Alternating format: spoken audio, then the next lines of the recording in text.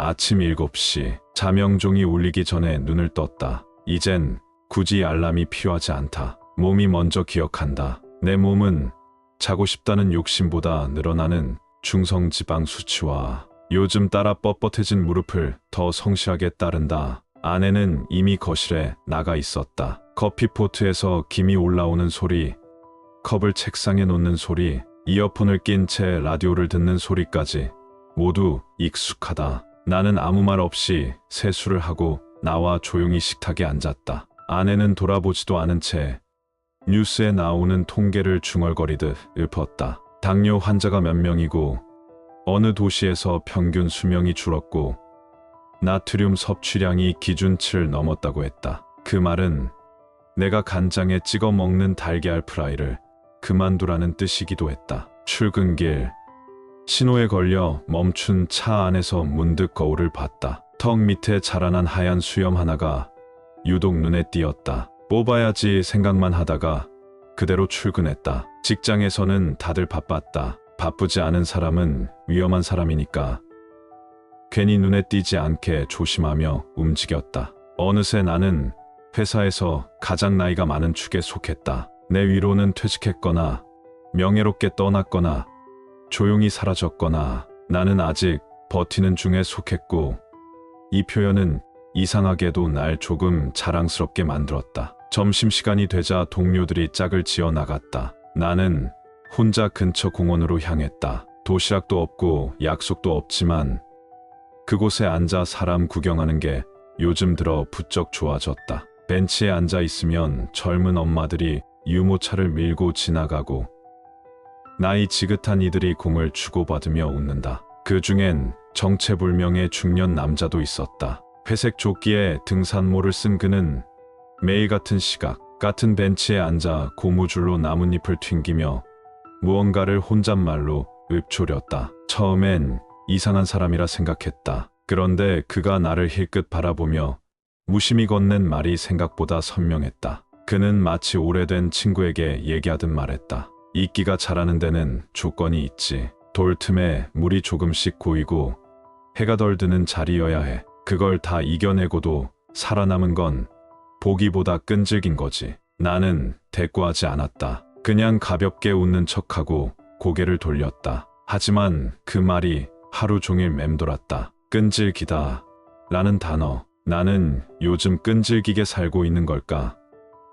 아니면 그냥 버티고만 있는 걸까? 그날 저녁 집으로 돌아가는 길에 일부러 버스 한 정거장을 걸었다. 운동 삼아 걷기 시작한 건 아니었다. 그냥 뭔가 생각을 정리하고 싶었다. 길가의 나무 아래 바닥에 낀 작은 초록빛 덩어리가 눈에 들어왔다. 그것은 분명 이끼였다. 아침이면 청소차가 쓸고 지나가는 거리, 발에 밟혀도 모를 만큼 작은 생명체가 말없이 거기에 있었다. 나는 문득 허리를 숙여 그 이끼를 들여다보았다. 차들이 쌩쌩 지나가고 사람들이 스마트폰을 보며 걸어가는 그 거리에서 나는 이상하게도 그 작은 초록 덩어리에게서 눈을 뗄 수 없었다. 언젠가 나도 저런 자리를 찾게 될까? 내가 입 밖으로 내뱉은 말에 누가 대답하진 않았다. 다만 바람이 한번 스치고 지나갔다. 그날 밤 나는 평소보다 이른 시간에 잠자리에 들었다. 아내는 여전히 거실에 앉아 라디오를 듣고 있었고 나는 누운 채 천장을 바라보다가 창밖의 가로등 불빛을 따라 눈을 감았다. 다음 날 아침 출근 준비를 하던 중 문득 어제 그 공원으로 다시 가보고 싶다는 생각이 들었다. 회색 조끼를 입은 그 사내가 오늘도 나무잎을 튕기고 있을까? 혹시 오늘은 나에게 또 무슨 말을 건넬까? 나도 모르게 그가 나의 하루를 기다리게 만들고 있었다. 그 남자는 진짜 매일 공원에 나왔다. 정확히 12시 30분. 나는 그 시각에 맞춰 천천히 걷는 척, 산책하는 척, 간혹 통화하는 척하며 공원으로 향했다. 어느 날은 벤치에 혼자 앉아 무언가를 접고 있었다. 손에 쥔 건 오래된 광고지 같았다. 종이를 반듯하게 접고 또 접고 마지막엔 매듭을 지은 뒤 천천히 나뭇가지 사이에 걸어두었다. 나는 가까이 다가가 그 종이를 슬쩍 들여다봤다. 글자가 발에 읽히진 않았지만 그걸 거는 손길에는 어떤 습관 같은 것이 느껴졌다. 그는 내 시선을 느꼈는지 내게 시선을 주지 않은 채 중얼거렸다. 언제부턴가 그와의 대화는 그런 식이었다. 직접 말을 거는 일은 없고 혼잣말처럼 흘리면 나는 그것을 흘려듣거나 받아 적듯 받아들였다. 그날 그는 오래된 나뭇가지를 가리키며 말했다. 나무도 몸이 아프면 껍질이 갈라지지. 갈라진 틈으로 병균이 들어가지 않게 스스로 진액을 내서 막아. 사람도 그런 것 같아. 어딘가 아프면 꼭 다른 데가 먼저 알려주더라고. 나는 그 말이 어쩐지 불편했다. 지난달부터 가슴 한가운데에서 어쩐지 둔탁한 통증이 느껴지고 있었다. 무겁거나 아프다기보단 늘 무엇인가 눌러앉은 듯한 이물감. 처음엔 소화 문제인 줄 알았지만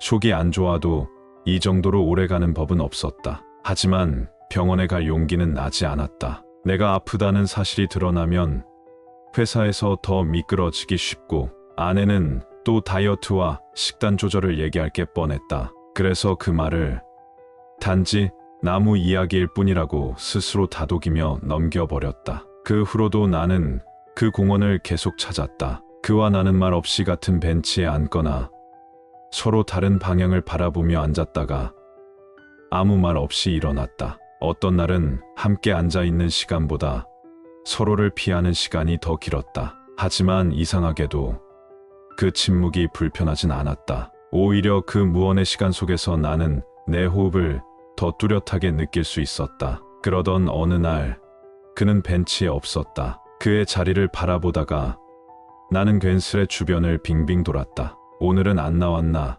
아팠나? 아니면 그냥 다른 곳으로 간 걸까? 아무리 생각해도 나와는 상관없는 사람인데 이상하게 마음이 불편했다. 벤치에 앉아 있을 때는 느끼지 못했던 바람이 그날따라 더 차게 느껴졌다. 나는 가만히 손을 깍지 낀 채 무릎 위에 올려두었다. 그리고 문득 발끝이 땅에 제대로 닿지 않는다는 걸 느꼈다. 무릎 관절이 뻣뻣해지고 발등이 시큰거리고 종아리에 뭔가가 오르락내리락 하는 것처럼 느껴졌다. 마치 내 몸이 내가 아닌 것처럼 움직이고 있다는 느낌이었다. 그날 밤 아내는 나에게 어두운 표정으로 물었다. 요즘 이상하다고.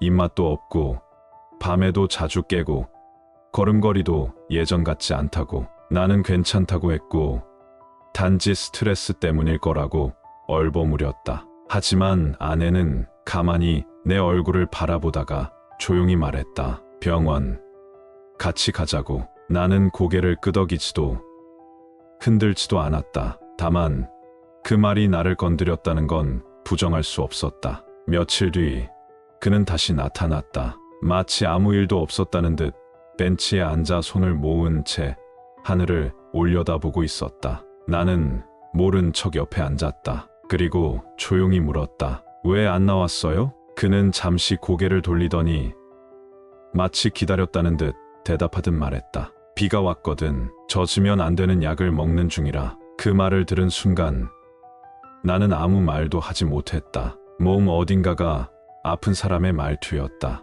그가 병원에 다니고 있다는 사실이 이상하게 내게 안도감을 주었다. 이제 나 혼자 이상한 게 아니라는 안도감.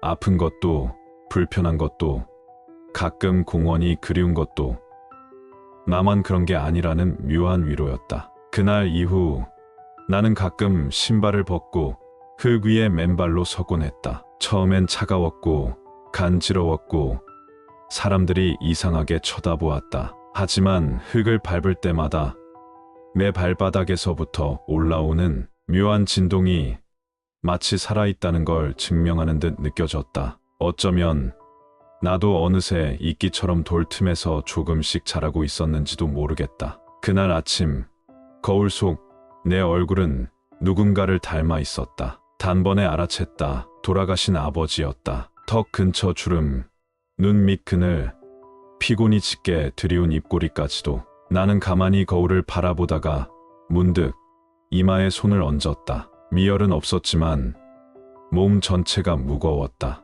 뼈마디가 고요히 통증을 품고 있는 느낌. 회사엔 병가를 냈다. 이유를 구구절절 말할 필요도 없었다. 팀장은 단 한마디만 던졌다. 요즘 다들 그렇죠. 집에 있자니 더 피곤했다. 누워도 앉아도 걸어도 몸은 자리를 찾지 못했다. 결국 점심이 가까워질 무렵 나는 다시 그 공원으로 나섰다. 며칠 사이 나무들은 연두빛을 더 짙게 품었고 바람엔 꽃가루 냄새가 섞여 있었다. 그 벤치는 여전히 그 자리에 있었다. 하지만 회색 조끼 남자는 보이지 않았다. 나는 자리를 지키며 기다렸다. 10분, 20분, 30분. 기다리는 동안 나는 자꾸 시계를 들여다보고 나무 가지의 움직임을 세고 한쪽 무릎을 떨구었다 들었다. 반복했다. 마침내 마치 시간을 맞춘 듯 그가 나타났다. 하지만 그날 그는 평소와 달랐다. 회색 조끼가 아닌 검은색 바람막이를 입고 느릿하게 걸어왔다. 나는 인사 대신 조용히 물었다. 무슨 일 있었어요? 그는 한참 말이 없다가 주머니에서 작은 종이 뭉치를 꺼내 나에게 건넸다. 그 종이에는 누군가의 이름과 생년월일 그리고 짧은 문장이 적혀 있었다. 나는 익숙한 글씨체를 한참 들여다보다가 이해했다. 그가 나뭇가지에 걸던 종이들이 단순한 종이접기가 아니었다는 걸. 그는 천천히 말하듯 속삭였다. 다 기억하기는 어려우니까 이렇게라도 잊지 않으려고. 나는 묻지 않았다. 누구였는지, 얼마나 오래됐는지, 왜 그 벤치였는지. 다만 그 손이 미세하게 떨리고 있다는 걸, 그 손톱 밑에 아직도 흙이 박혀 있다는 걸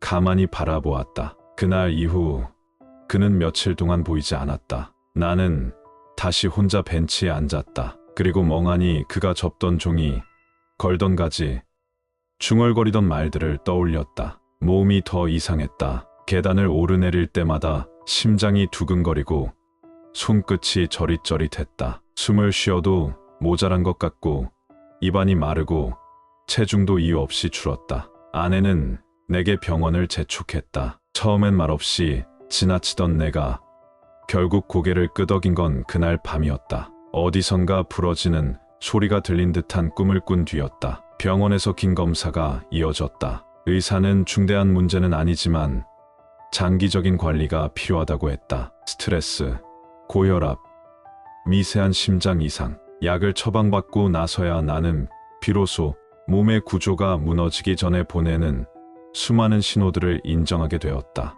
그동안 내 몸은 말하고 있었던 거다. 그 말을 못 들은 것이 아니라 듣고 싶지 않았던 거였다. 며칠 뒤 공원으로 향했다. 벤치는 여전했고 그가 돌아와 있었다. 하지만 그는 나를 보자마자 고개를 돌리며 말했다. 이제 곧 여길 떠날 거예요. 다른 곳으로 가야 해서. 나는 순간 아무 말도 할 수 없었다. 그가 없는 벤치가 어떤 모습일지 상상하는 것만으로도 막막했다. 그는 이어서 말했다. 이 벤치도 이 나무도 언젠간 없어질 거예요. 하지만 이끼는 사라지지 않아요. 자라던 자리에 계속 남아 있어요. 알아보는 사람만 있다면. 나는 그 말이 무슨 뜻인지 알 것 같았다. 기억, 흔적, 그리고 존재. 누군가의 하루를 기다리게 했다는 그 사실만으로도 충분히 남을 수 있다는 걸. 그 역시 내가 남의 이야기를 기다리게 된 이유였다. 그는 마지막으로 자신의 검은